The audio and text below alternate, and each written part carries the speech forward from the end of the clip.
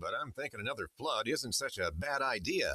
All in favor of just a total earth cleansing? Say aye. The Kate Daly Show starts now. So I've been hearing this phrase y'all got over here that I ain't too crazy about. It's the hope that kills you. I disagree. I think it's the lack of hope that comes and gets you. See, I believe in hope. I believe in belief. Now, where I'm from, we got a saying too. Yep. It's a question, actually. Do you believe in miracles? Now, I don't need y'all to answer that question for me. But I do want you to answer that question for yourselves. Right now. Do you believe in miracles? And if you do, then I want y'all to circle up with me right now. All right. We have a Friday show, or I have a Friday show. I shouldn't talk in we. Welcome. You're listening to the Kate Daly Show. Couldn't be happier about that. So awesome. This show today is going to be a little different. I am actually going to go back to two things that I brought up on the show that have been very, very popular, but I want your insight now. In fact, some of these things I brought up several years back. And it got a lot of eyeballs on it, and it was talking about the future. And I kind of want you to think in this episode because I really want to hear from you. So let me give the number so that you know how to contact if you're listening live, okay? 888-673-1450. 888-673-1450. I really want your feedback on this because I want to think outside of the box a little bit when it comes to what's going to happen. And this is not a show to make you sad or scared or, oh my gosh, this heavy burden because, honestly, it's a Friday show. I don't want to do that to you for the weekend. What I actually want to do, though, is talk about how to strategize about it. What can we do? What would you tell a 25-year-old to do right now? What would you tell this, well, we would say kid, right? What would you tell a kid in their 20s how to get through the downing of an economy?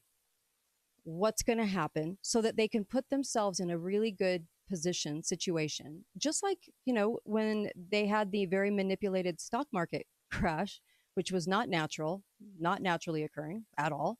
Same thing that we're going to be under this time around, manipulation. But there were people that knew things to do. What could they possibly do to put themselves in a better situation? If you can see the writing on the wall, and I'm going to go with the premise that we are going to have a collapse of the dollar, okay? A collapse of the economy. So what would you tell somebody to do financially? How would you tell them to get ready? What would you tell them, what should they be looking at in the future? And I think this is really important. Today's headlines are so excruciating. MAGA losing steam. No, it's not. That's pretty much the majority of America. And so, the manipulation is coming at us like crazy. And we've got to cut through that. We've got to realize that we're being gaslit and manipulated.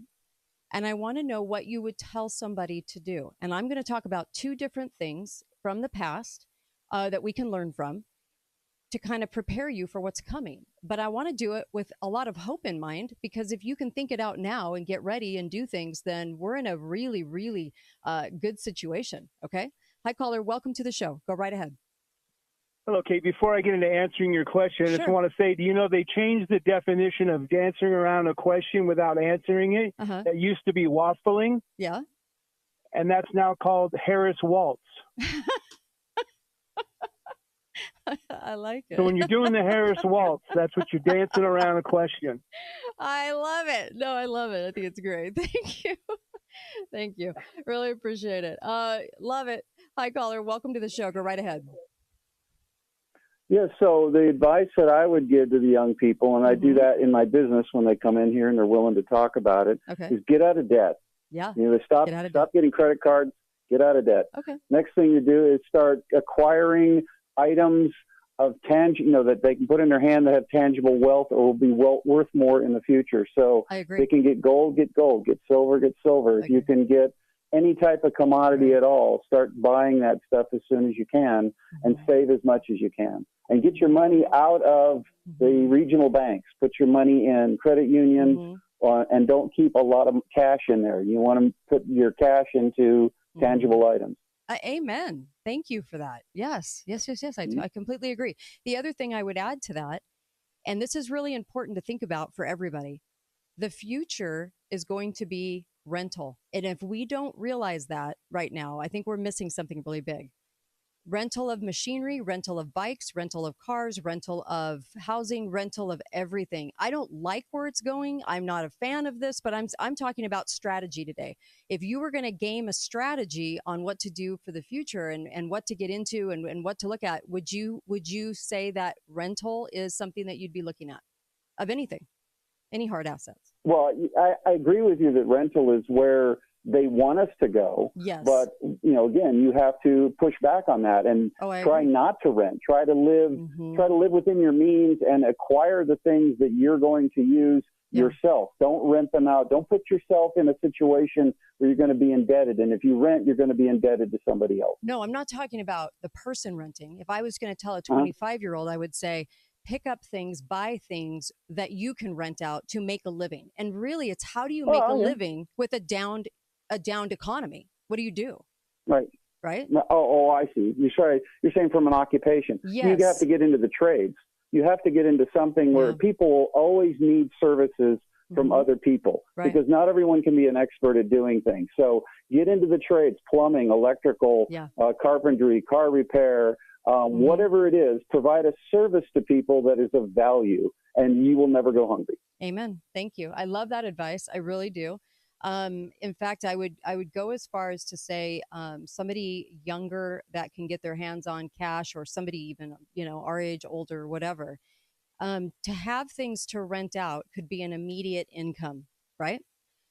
For somebody, because in a downed economy, when nothing's working, and if everything went to crap, okay, let's just go with that premise, then you are going to have to somehow make a living. If you lost your job tomorrow, what would you do? If your kid lost their job, what would they do? You got to have something ready to go. Hi caller, hi caller, welcome to the show. Go right ahead. Find something you love to do that you can do for yourself. Okay. You can work for somebody else for a while, but then at some point you're working for yourself. Yeah, I agree. Love you guys. Good luck. Thank you. Okay, let me talk about, I'm going to go back to something that I brought up on the show that was sort of wildly popular, strangely and oddly enough. And this was the Dr. Richard Day. I want to go back to this for just a second. I brought this up years ago, and people were perplexed by this because this guy, Dr. Richard Day, gave a conference.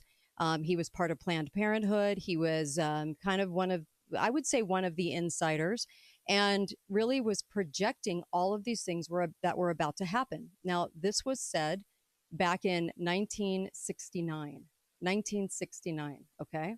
And he revealed a plan for a world system that we refer to as the New World Order. Or should I say that Bush Sr., Biden, Obama, they all refer to as the New World Order in their speeches ever since Papa Bush, okay, came out with that. And so this was about the plan. This was about what was going to happen. Now, so far, he's nailing it. What he said in 1969, he said would take 20 to 30 years to play out. It's taking longer. Dr. Lawrence Dunnigan was in the audience and wrote down, notes and tried to remember everything that was said so that he could pass this along to us. Now, one of the things, he talked about money, banking, terrorism, how it would be used. He talked about all of these different kinds of things. Big Brother, back in a time when people didn't realize what they could do.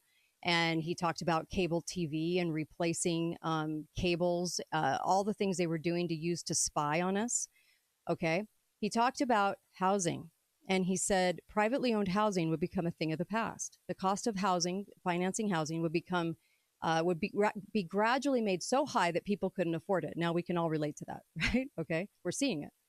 People who already own their homes would be allowed to keep them, but as years go by, it would be more and more difficult for young people to buy a house. Young people would more and more become renters. We're seeing this, right? Okay.